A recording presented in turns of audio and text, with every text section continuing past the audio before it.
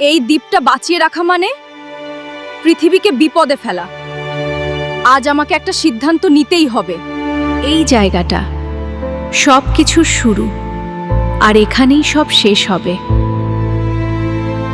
আমি থামবো না। আজ এই দুঃস্বপ্ন শেষ করব।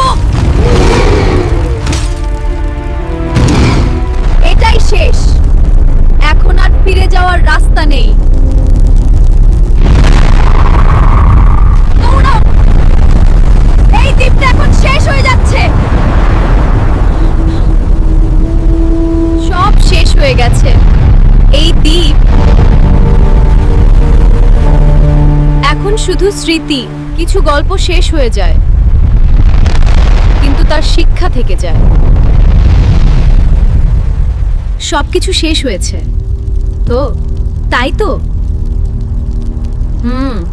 নাকি এটা এখনো শুরু?